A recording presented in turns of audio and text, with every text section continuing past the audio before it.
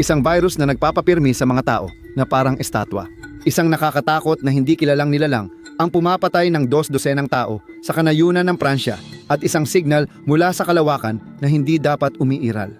Ngayon, sa The Infographics Show, pag-uusapan natin ang pinakawalang katinuan at di pa nasolusyonang misteryo sa kasaysayan. Bilang 15, noong Setyembre 20, 1982 ang 12 anyos na si Mary Kellerman ay may sakit sa kama sa isang suburb ng Chicago. Binigyan siya ng kanyang mga magulang ng isang kapsula ng extra-strength Tylenol at makalipas lang ang ilang oras, patay na si Mary. Sa parehong araw, namatay si Adam Janus, 27 mula Arlington Heights dahil sa tila atake sa puso. Kitang-kita ang pagkabigla ng pamilya. Ang kapatid na lalaki at hipag na stress at masakit ang ulo ay kumuha ng Tylenol sa cabinet. Sa loob ng ilang araw, pareho silang namatay. Nalaman na si Janus ay uminom din ng parehong Tylenol bago siya namatay. Bago matapos ang linggo, 3 pang kabataang taga-Chicago ang mamamatay. Sanhi, pagkalason sa cyanide mula sa Tylenol, nalito ang mga autoridad. Maliban sa 3 uminom ng gamot mula sa iisang bote, hindi magkakilala ang mga biktima. Walang motibo at wala ring suspect. Ang Johnson at ang subsidiary nitong McNeil Consumer Products, tagagawa ng Tylenol, ay nasa matinding kaguluhan. Trahedya ito para sa tao at public relations, nag-recall ang kumpanya ng mahigit 31 milyong bote ng Tylenol. Mas marami pang kontaminadong bote ng Tylenol ang natagpuan sa mga estante ng tindahan at agad na inalis. Si James Lewis ang nang-blackmail kay Johnson ng 1 milyon. Nagsagawa ng investigasyon ang mga autoridad at napagtanto na hindi siya ang naglagay ng lason. Nakulong pa rin siya dahil sa issue ng pangingikil. Inimbestigahan din si Roger Arnold, isang dock worker. Inireport ng bar owner si Roger Arnold matapos itong magyabang na may potassium cyanide at mag-iba ang kilos matapos ang hiwalayan. Naospital din ang dating asawa niya sa ospital sa tapat ng butikang nagbebenta ng Tylenol na may cyanide. Dahil sa matinding galit, napatay ni Arnold ang lalaking akala niya'y may-ari ng bar at nakulong siya ng 15 taon. Sinuri ang kanyang DNA at inihambing sa DNA na natagpuan sa mga bote ng Tylenol, ngunit hindi ito nagtugma. Samantala, ang Tylenol ay bumaba mula 35% hanggang 8% ng bahagi sa over-the-counter na gamot para sa sakit sa loob ng ilang linggo. Noong 1983, ipinasa ng Kongreso ang Tylenol Bill na ginawang federal crime ang pakikialam sa mga produktong binebenta. Nagsimula ang Tylenol at iba pang kumpanya magbenta ng produkto gamit ang tamper-proof packaging. Lahat ng ito ay dahil sa ginawa ng isang hindi kilalang mamamatay. Hanggang ngayon, wala pa ring natatagpo ang kredibleng suspect. Malamang tao ang mamamatay. Di tulad ng susunod na kaso, bilang 14. Noong 1760 may problema ang kanayunan ng Pransya. Maraming problema, tulad ng matinding kahirapan at gutom na magdudulot din ng paggamit ng gilotin sa huli. Pero ang rehiyon ng Gibodon ay may isang napakatiyak na problema. May mabangis at misteryosong hayop na gumagala at nagpapahirap sa mga tao roon. Maraming tao ang nakakita rito, pero wala ni isa ang may ideya kung ano ito, kaya tinawag nila itong halimaw. Inilarawan ito noon bilang mapula kayo manggi. May maitim na guhit sa likod at kasing laki ng asno. Mahabang panga, 6 na kuko, matulis na tainga at malambot na buntot. Nagpanik ang mga lokal dahil natatakot silang may lobo sa paligid. Sabi sa ulat, tinanggal ng halimaw ang ulo ng biktima at ininom ang dugo nito.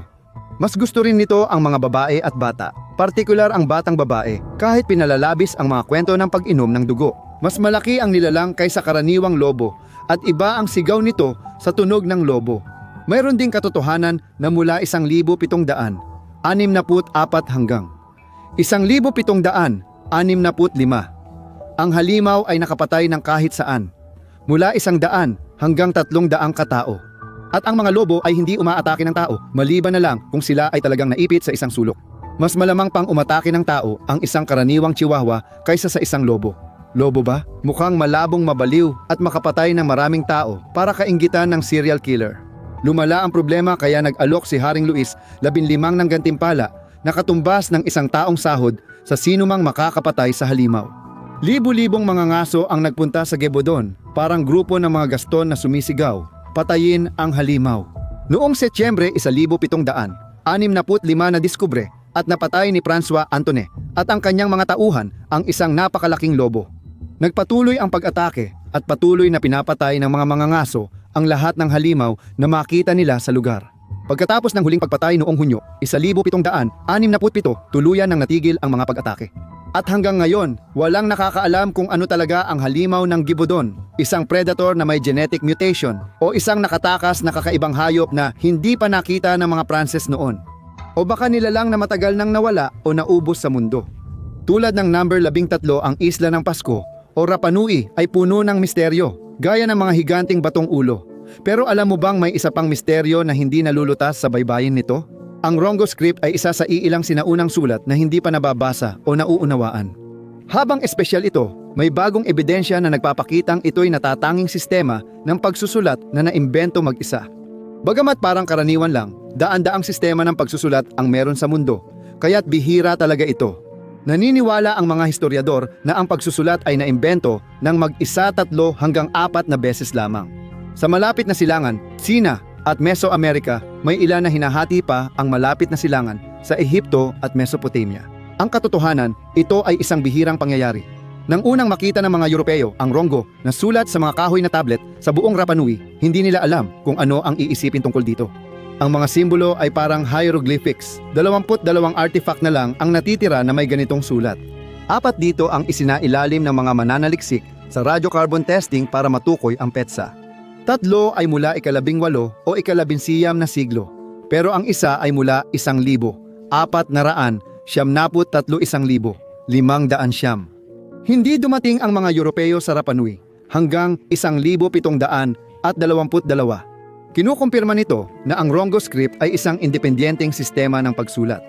Posible bang mas matanda ang kahoy kaysa sa sulat mismo?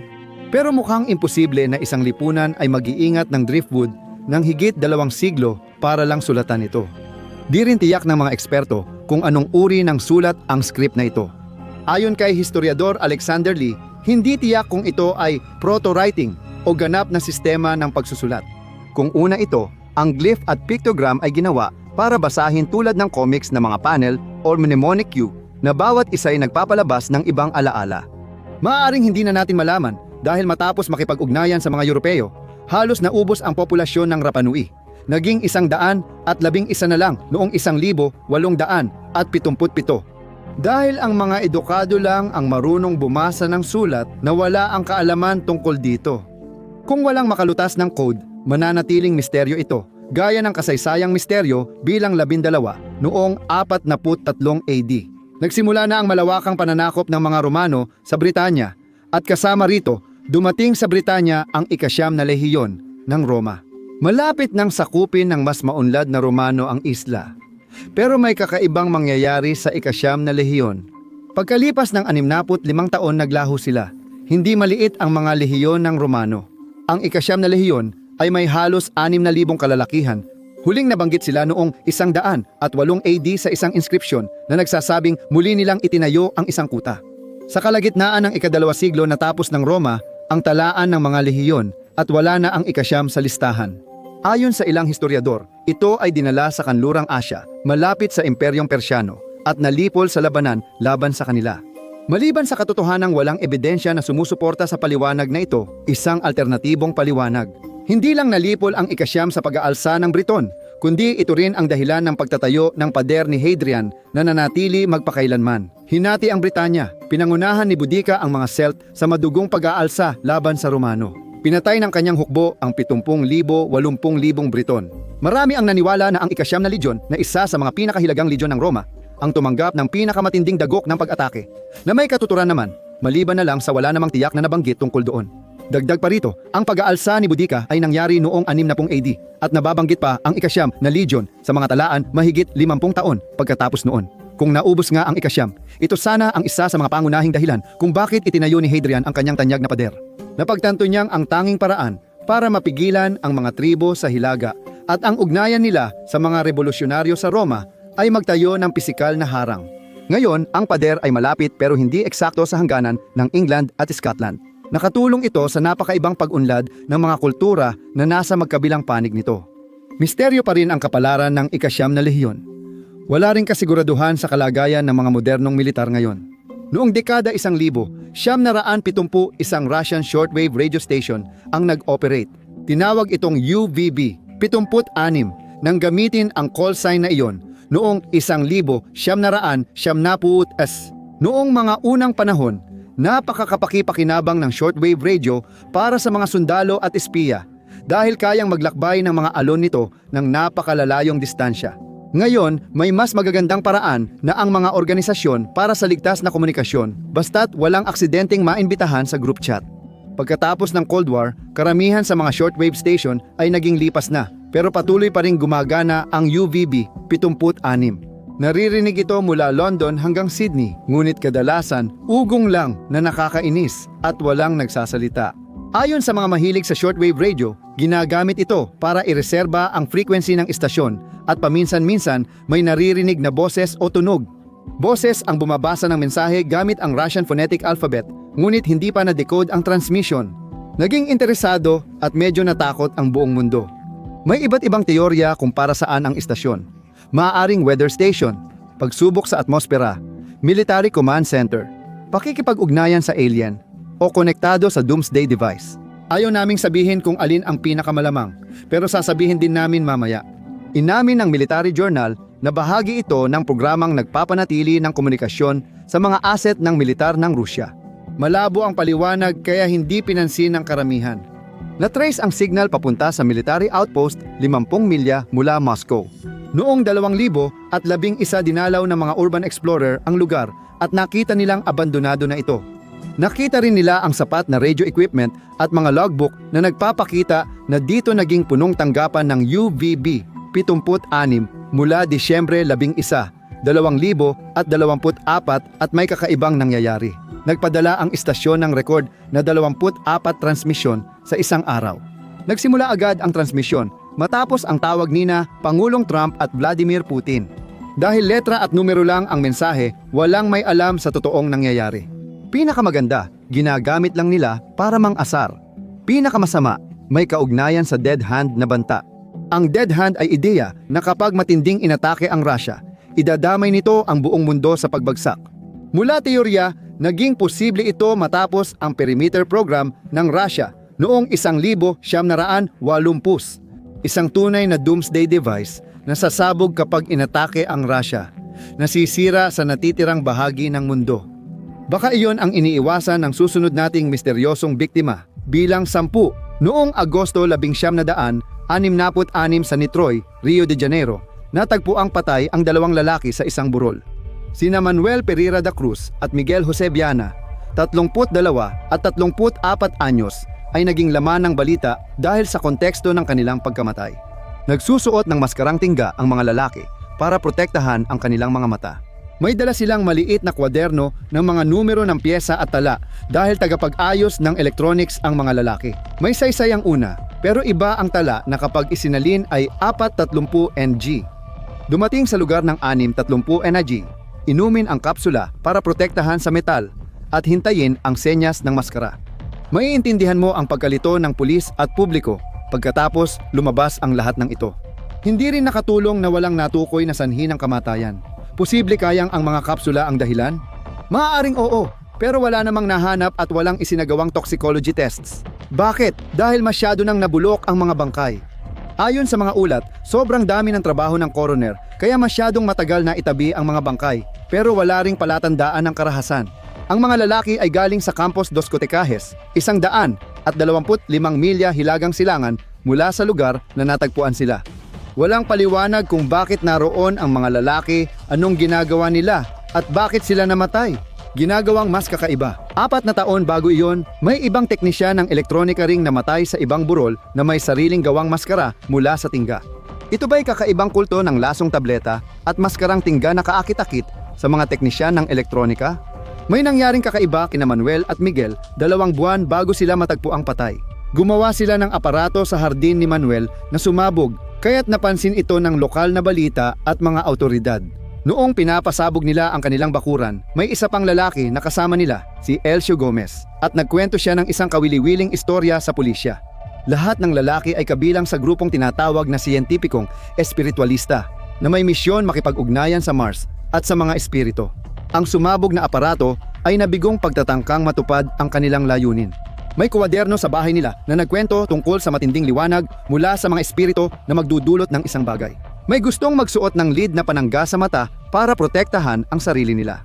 Kinumpirma umano ng isang lokal na yoga professor ang kwentong ito ayon sa pahayagan. Madalas gumamit ng psychedelics ang grupo sa kanilang paghahanap. Sobra bang gumamit nito ang mga lalaki? Uminom ba sila ng ibang klase ng droga o nagtagumpay na sila sa kanilang paghahanap para lang makatagpo ng isang bagay na sobrang kakaiba na hindi kayang ilarawan ng mga salita? Tigilan muna natin ang gulo at patayan. Magbakasyon tayo. Siguro road trip na nakaka-relax. Bilang siyam, ano nga ba ang misteryoso sa road trip bukod sa mga hotdog na kinakain sa gasolinahan? Tanungin mo ang pamilya Trump na tumatakas sa takot para sa kanilang buhay mula sa mga taong gustong pumatay sa kanila at nakawin ang kanilang pera. Hindi naman talaga umiiral ang mga taong iyon. Kaya paano naniwala ang buong pamilya na totoo sila?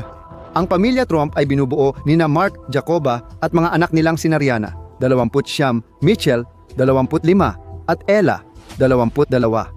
Lahat sila ay nakatira sa isang napakagandang taniman ng red currant at nagpapatakbo ng negosyo ng earth moving sa labas ng Melbourne. Isang araw, bigla na lang silang nawala. Magulo ang kanilang bahay. Iniwan nilang lahat ang kanilang mga telepono, credit card at pasaporte o halos lahat ng mga ito. Si Mitchell, bilang tipikal na panggitnang anak, ay di nasabihan sa mga nangyayari sa pamilya. Dala pa rin niya ang cellphone, maliban kung 18 milya na siya mula sa bahay. Nadiskubre ng magulang niya ang pagtataksil at itinapon ang cellphone niya sa bintana sa Bathurst. 500 milya ang layo. Sawa na si Mitchell kaya umalis siya. Nagpatuloy naman ang pamilya papuntang silangan sa Janolan Caves. Pag-alis ni Rihanna at Ella, inireport nilang nawawala ang kanilang magulang at umuwi si Ella sa kanila. Patuloy pa ring tumatakas si Rihanna at nagtago sa likod ng isang utility vehicle na kinatakutan ng driver. Nang makita siya ng driver, si Rihanna ay litong-lito at hindi maalala ang sarili. Sa sumunod na linggo, nakiusap sina Ella at Mitchell sa publiko para sa tulong. Natagpuan si Jacoba at dinala siya sa isang mental health facility. Natagpuan din si Mark at ipinakita niya ang gitnang daliri sa mga reporter at sa publiko. Humingi ng paumanhin ang buong pamilya dahil sa pananakot sa lahat at sa pagsisimula ng isang pambansang paghahanap para sa kanila. Ano ang nangyari sa kanila? May mga sinisi sa chemical sa bukid pero walang ebidensyang nagdudulot ito ng matinding paranoia. Wala ring ebidensya na may humahabol talaga sa kanila. Ano ang pinakamalamang na paliwanag? Folia 2, isang bihirang kondisyon sa pag-iisip kung saan ang mga taong malapit sa isa't isa, mag-asawa o pamilya, ay nagkakaroon ng parehong delusyon o paranoia. Habang ang isa ay naaapektuhan ng isa pa, hindi ito ang nag-iisang kakaibang misteryo sa pag-iisip sa ating listahan. Numero 8, baka narinig mo yung mga kaso ng taong naaalala bawat araw ng buhay nila. Hindi lang tungkol sa mahahalagang pangyayari, pati pag-alala kung anong kinain nila sa almusal noong Hulyo 2, 2007 at eksaktong saan, kailan, at paano nila nakilala ang mga kaibigan nila. Samantala, ang tanging dahilan kung bakit hindi pa natin dinidelete ang ating Facebook accounts ay para maalala natin ang mga kaarawan ng ating mga kaibigan. Lumabas na, hindi ito isang urban legend. Ang mga kwentong ito ay totoong nangyari sa mga totoong tao. Sa hyperthymesia, nakilala rin bilang highly superior autobiographical memory or highly superior autobiographical memory. Ilan lang sa kanila ang nakumpirma sa buong mundo. Bihira ang kondisyong ito at hanggang ngayon, di pa rin alam ng mga siyentipiko kung paano o bakit ito nangyayari. Malawakan ang inaral ng mga mananaliksik ang may highly superior autobiographical memory. Natuklasan nila na ang mga may highly superior autobiographical memory ay may mas malalaking temporal lobes at caudate nuclei, partikular na ang kanang amygdala. Ang bahaging ito ng utak ang nag-iimbak ng autobiographical na alaala at nagpoproseso ng emosyon. May saysay ito dahil ang hyperthymesia ay gumagana lang sa personal na alaala at karanasan. Ang mga taong may ganitong kondisyon ay hindi rin mas magaling sa memory tests kaysa sa iba, kaya walang saysay mangopya sa kanila sa pagsusulit. Pero ano nga ba ang sanhi ng mga pagkakaibang ito sa utak o sila ba mismo ang sanhi ng kondisyon at bakit? Wala pang natutuklasang gene dito at hindi pa rin alam ng mga siyentipiko at arkeologo. Numero 7. Nag-iwan ang mga Romano ng engrandeng estruktura, dam, kalsada, Colosseum at maliliit na paalala ng kanilang dakilang sibilisasyon. Katulad ng Romanong dodecahedron, ang dodecahedron ay kakaiba kumpara sa karamihan ng mga natuklasan ng mga Romano. Dahil hanggang ngayon, wala pa rin tayong ideya kung para saan ito. Noong 1739 natuklasan sa English Midlands ang unang ganitong kakaibang bagay. Mayroon itong 12 gilid, gawa ito sa tanso at hungkag sa loob. May maliit na bola sa bawat sulok ng dodecahedron at ang bawat mukha nito ay may butas na magkakaiba ang laki. Mahigit 120 dodecahedron ang natagpuan mula ika-2 hanggang ika-4 na siglo, karamihan sa hilagang kanlurang Europa. Anyo Domini, may taas silang 1639 na pulgada at bigat na 120 onsa. Pero para saan nga ba ang mga ito? Walang nakakaalam. Maraming teorya ang umiikot. Kakaibang dice, knitting spools, gamit sa pagsukat, lalagyan ng kandila, palamuti. Baka isa lang itong bagay na katulad ng sinaunang Romanong live, laugh, love o mga tabletang wine o'clock. Ang arkeologong si Michael Guggenberg na masusing nag-aral ng mga ito ay naniniwalang karamihan sa mga ito ay simboliko, isang representasyon ng mga filosofiya ni Plato at Pythagoras. Kakaiba, wala pa ni isa ang natagpuan sa Italia. Naniniwala ang maraming arkeologo na Gallo-Roman ang mga ito, hinango mula sa tradisyonal na gamit ng mga tribong Keltiko sa Europa at inangkop ng mga Romano. Gaya ng kanilang mga Diyos, nananatili pa rin silang misteryo tulad ng mga bagong artipakto gaya ng numero 6. Sa init ng tag-init noong 1983 sa Philadelphia, may kakaibang nangyari. May lumitaw na tile sa aspalto, hindi basta-bastang tile. Isa na may nakasulat na Toynbee Idea in Movie 2000 at isa Resurrect Dead on Planet Jupiter. Bukod sa tunog na parang ideya ng isang tao sa unang beses niyang gumamit ng acid, mukhang wala talaga itong saysay. Pero kung sino man ang naglagay ng tile na iyon, nang di napansin, may iba pa siyang nilagay. 12 ng mga tile ang lumitaw sa iba't ibang lungsod sa United States hanggang 2011. Nagkaroon ng ilang taong pahinga, tapos lumitaw ulit ang mga bagong tile at may natagpuan pa hanggang South America. Marami rito ay paulit-ulit ang mensahe, habang ang iba ay mas seryoso at di gaanong nakakatawa, gaya ng pagpatay. Nakikiusap ako sa lahat ng mamamahayag. Walang nakaunawa sa ibig sabihin nito hanggang may isang tao ang nakapansin sa posibleng kahulugan. Ayon kay Arnold J. Toynbee, ang buhay matapos ang kamatayan ay likha ng tao. 2001, isang Odyssey sa Kalawakan. Bukod sa pagiging klasikong pelikula at gawa ni Kubrick, malamang nilalabag ang Geneva Convention. Psikolohikal na hirap para sa cast, tumutok sa isang lalaking isinilang muli sa misyon sa Jupiter. Dahil sa natatanging paliwanag na ito, si James Morasco, isang social worker mula Philadelphia, ang naging pangunahing pinaghihinalaan na gumawa ng Toynbee tile. Nagtatag siya ng Minority Association na layuning sakupin ang Jupiter sa pamamagitan ng pagbuhay muli ng mga patay. Makikita mo kung paano binuo ng autoridad ang koneksyon sa mga tile. Sinubukan niyang ipahayag ang kanyang pananaw sa talk show at pahayagan. Hindi na nakakagulat, marami ang natawa at ibinaba ang telepono. Maaaring ito ang nag-udyok sa mas madidilim na mensahe tungkol sa pagpatay ng mga mamamahayag. Malakas ang hinala kay Marasco, maliban sa koneksyon niya sa Philadelphia. Namatay siya noong 2003. Patuloy pang nilalagay ang mga tile. Yung mga bago ba ay gawa ng gumagaya? Ang pangalan ba ay isang alias? O si Marasco ba talaga ang maling suspect? Walang nakakaalam. Pero kung mas gusto mong maghanap ng mas mahalagang bagay kaysa sa mga tile, tingnan mo ang numero 5. Ngayon, bihira na ang traditional na treasure hunt. Kung gusto mong sumubok, mag-decode ka lang. Ang Copper Scroll ay kakaiba kumpara sa iba pang Dead Sea Scroll, kahit na ito'y libo-libong taon na. Karamihan sa scroll ay natagpuan sa mga antiquities dealer at Bedouin. Ang Copper Scroll ay natagpuan sa Cave 3 sa Kerbet Qumran, sa baybayin ng Dead Sea, naganap na hindi nagalaw. Tinawag itong Copper Scroll dahil isinulat ito sa mga piraso ng tanso. Brittle at kalawangin ito nang matagpuan. Inabot pa ng 5 taon ang mga arkeologo bago nila nalaman kung paano ito bubuksan nang hindi nasisira. At nang sa wakas ay nagawa nila ito. Ito ang unang mga salita ng scroll sa kuta na nasa lambak ng Angkor, 40 siko sa ilalim ng mga hagdang papasok sa silangan. At dito, may laman itong may bigat na 16 na talento. Nagpatuloy ang scroll sa paglalarawan ng maraming kayamanan kahit di tiyak ng mga arkeologo ang halaga nito. Noong 1960, tinatayang nagkakahalaga ito ng humigit kumulang 1 milyon na katumbas ng 100 at 9 milyon sa kasalukuyan. Bago ka magsimulang mag-empake para hanapin ito, dapat mong malaman na hindi ikaw ang unang magtatangkang maghanap at hanggang ngayon wala pang nakakakita nito. Bakit kaya? Ito ay nakasulat sa sinaunang Hebreo, na kilala natin lalo na sa mga terminolohiyang panrelihiyon. Ang ilan sa mga bokabularyo ng Copper Scroll ay hindi matatagpuan kahit saan pa, o kahit sa anumang ibang isinaling dokumento. Marami rin sa mga lokasyong binanggit dito ay malabo o kaya ay wala na o kaya naman ay tuluyan nang nawala ang kanilang mga pangalan sa paglipas ng panahon. Sabi ng ilan, baka hindi talaga umiiral ang kayamanan dahil hindi rin malinaw kung saan nga ba nagmula ang lahat ng kayamanang ito sa simula pa lang.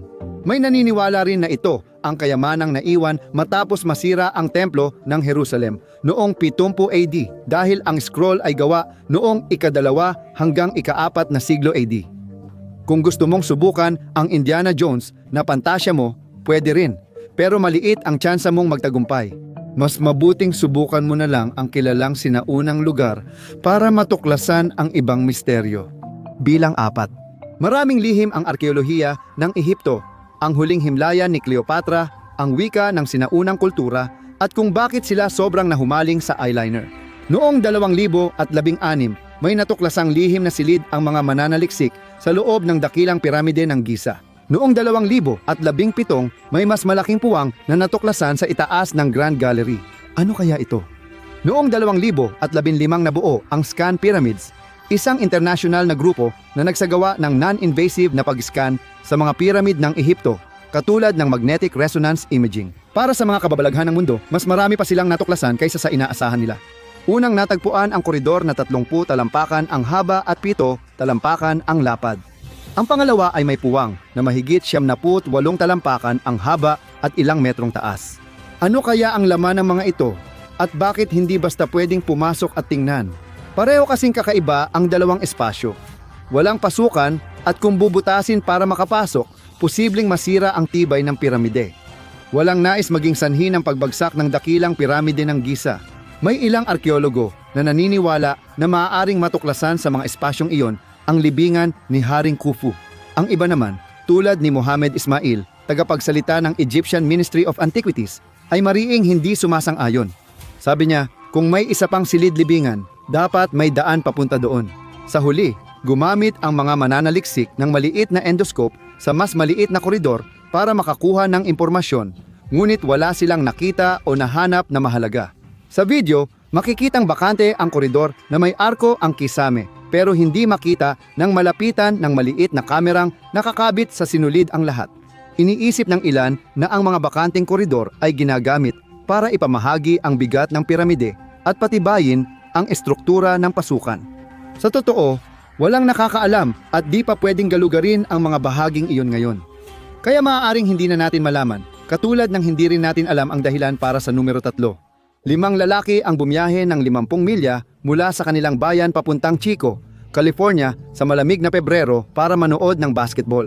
Nang umuwi sila ay nawala. Ano ang nangyari sa Yuba County 5? Ang 5 lalaki ay magkaibigan, sabay na nagbo-bowling at naglalaro ng basketball. Kahit may learning o developmental disabilities, ang 4 medyo independent pa rin sila. Isa sa kanila, si Gary Matias, ay walang kapansanan ngunit ginagamot sa paranoid schizophrenia. Pauwi galing Chico, sumakay sila sa kotse ni Jack Madruga at tumigil sa convenience store para bumili ng merienda. Nanalo ang kanilang kuponan at naaalala ng cashier na masaya ang kanilang mga itsura.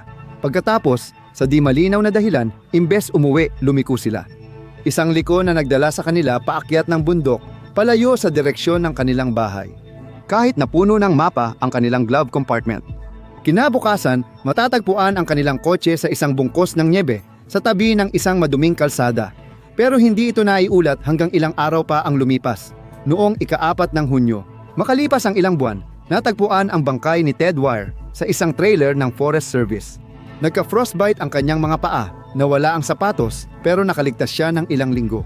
Nawala siyang ahit ang muka pero natagpuan na may makapal na balbas. Hindi niya ginalaw ang kalahati ng pagkain sa trailer at hindi rin gumamit ng gas o nagsindi ng apoy.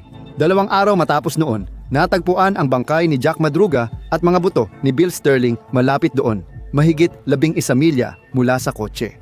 Kinabukasan natagpuan si Jackie Hewitt. Hindi naghanap doon ang mga pulis dahil di inasahang mararating iyon ng mga lalaki. Sa nagyayelong Pebrero, may ilan na tumuturo kay Gary Matias. Hindi natagpuan ang kanyang katawan at kapag inaatake ng schizophrenia, nagiging marahas siya. Umiinom si Matias ng gamot sa loob ng 2 taon kaya maayos ang kanyang kalagayan. May nagsasabing nilapan ng hayop ang mga bangkay. Si Matias, ang hindi pagkakatagpo sa kanya ay di ibig sabihing buhay pa siya. Malamang ikinalat ng mabangis na hayop ang mga buto niya sa kagubatan. Ang posibleng saksi lang ay si Joseph Siones na na-stuck ang sasakyan malapit doon. Nakita niya ang mga ilaw ng flashlight, sasakyan at mga naglalakad. Medyo hindi ka panipaniwala ang kwento niya dahil nasa likod siya ng sasakyan at inaatake sa puso, kaya lalong kakaiba. Hanggang ngayon, di pa rin alam kung bakit nila iniwan ang sasakyan at lumayo. Sa simula pa lang, gumagana pa ang sasakyan, may gasolina pa at na-stuck lang ito sa tambak ng niebe. Oo, pero wala namang hindi kayang lutasin ng 5 matatangkad at malalakas na lalaki. At kahit hindi nila mapalaya ang sasakyan, bakit nila iiwan ang init at silong ng kotse sa kalagitnaan ng gabi para maglakad sa nagyeyelong kagubatan ng milya-milya? Dahil walang sagot, nananatiling isa sa pinakakakalitong misteryo na hindi pa rin nalulutas ang Yuba County 5. Pero ang sumunod ay nakaapekto sa higit 5 tao. Pangalawa, may kakaibang nangyari. Noong dekada 1920, may bagong sakit na hindi maipaliwanag na kumakalat sa buong mundo. Hindi ito ang Spanish flu, kahit na nangyayari rin iyon noon. Encephalitis lethargica ito, umaatake sa utak at iniiwang hindi makapagsalita o makagalaw ang biktima. Dahil dito, nabigyan ng nakakatakot na palayaw ang mga taong tinamaan ng sakit, ang mga buhay na rebulto. Tinarget nito ang mga tao, anuman ang lahi, kasarian o edad. Pero karamihan sa mga pasyente ay nasa pagitan ng 10 at 30 taong gulang. Mahigit 1 milyon ang namatay at milyon-milyon pa ang naparalisa, hindi makapagsalita o makagalaw dahil sa kondisyon. Inilagay sila sa mga institusyon na walang tiyak na petsa ng paglaya at hindi alam ang sanhi o lunas. Pagkatapos, kasing misteryoso ng paglitaw ng sakit noong 1915 hanggang 1916, bigla rin itong nawala noong dekada 1930. Noong 1973 si Becky Howells. 23 ay nagtungo sa doktor na nanginginig. May guni-guni, mataas ang lagnat at gumagawa ng kakaibang galaw na parang kumakalmot na walang kontrol sa kanyang katawan. Pagkatapos alisin halos lahat ng sanhi, napagpasyahan ng mga doktor na bumalik na naman ang encephalitis lethargica matapos mahigit 60 taon. Marami pang kaso ang lumitaw. Mas determinado si Dr. Andrew Church, eksperto sa makasaysayang sakit, na alamin ang sanhi nito. Napansin niya ang isang karaniwang bagay sa mga bago at lumang kaso ng sakit. Lahat ay nagpakita ng pananakit ng lalamunan. Karamihan ng sakit ay may ganitong sintomas. Pero may naisip si Dr. Church. Sinuri niya ang mga katawan ng mga namatay noong 1920 S at pati ang mga kasalukuyang pasyente. Lahat sila ay may kakaibang uri ng strep throat na Diplococcus. Napansin ni Dr. Church na sa di malinaw na dahilan, may matinding immune reaction ang ilang pasyente laban sa Streptococcus bacteria. Isang reaksyon na kalaunan ay bumaliktad laban sa katawan at utak, kaya naging matinding autoimmune reaction ang encephalitis lethargica. May tiyak na sagot na ba tayo kung ano ang sanhi ng mahiwagang salot na ito? Maraming siyentipiko ang hindi naniniwala. Kung isa itong autoimmune reaction, bakit tumigil ang mga tao sa pagkakaroon nito? Sa 6 na dekada, nanatili ang bakterya at patuloy ang impeksyon. Ano ang sanhi ng pagkalat at bakit ito natigil? Ang susunod nating misteryo ay magdadala sa atin palayo sa mga alalahanin dito sa mundo. Numero 1 sa isang kalawakan na malayo rito. May isang bagay na tinatawag na ASCAPJ. 1,832,11 tawagin na lang nating ASCAP para madali. Unang nakita ito ng mga astronomo sa Australia noong Disyembre 2023 at hanggang ngayon, wala pa rin silang ideya kung ano ito. Ang alam lang nila ay nagpapadala ang mahiwagang bagay na ito ng kakaibang mga signal. Tuwing 44 na minuto, nagpapalabas si ASCAP ng radio wave at X-ray sa loob ng 2 minuto, titigil. Tapos uulitin ulit matapos ang 44 na minuto. Nang tanungin tungkol sa mga teorya kung ano ito, hindi pa rin sigurado ang mga siyentipiko. Sabi ni Andy Wang, astronomo mula Perth, kakaiba ang bagay na ito at ngayon lang namin nakita. Isang teorya ang nagsasabing maaari itong maging isang magnetar na siyang pinakaubod ng isang bituin na matagal nang namatay, ngunit mayroon pa ring malalakas na magnetic field. Maaari rin itong maging magkaparis na mga bituin na magkasama sa isang binary system kung saan ang isa sa kanila ay isang white dwarf, isang bituin sa huling yugto ng ebolusyon na may malakas na magnetismo. Aminado si Wang na walang teoryang ganap na nagpapaliwanag sa ugali ni ASCAP. Naniniwala ang mga mananaliksik na ang pagtuklas sa misteryo ni ASCAP ay maaaring magbago sa ating pag-unawa sa pisika. Mas nakapagtataka pa, hindi nag-iisa si ASCAP. Ang kakaibang pangyayaring ito na parang isang cosmic na parola ay may pangalan na long period transient o long period transient. At mula noong 2022, isa ito sa 10 na natuklasan at naitala ng mga astronomo. Malinaw na ang mga long period transient ay bihira, bago at misteryoso para sa sangkatauhan. Noong Marso 2025, nagtagumpay ang mga astronomo nang malinaw nilang makita ang isa sa kanilang long period transient, ang ILTJ, 110 plus 5,521. Talagang kailangan nilang gawing mas simple ang mga pangalan na ito. Napagpasyahan nila na ito ay isang binary system, isang white dwarf o isang patay na bituin na nagpapapaikot sa pulang dwarf sa paligid nito ng sobrang bilis, kaya ang dalawang magnetic field ay patuloy na nagbabanggaan.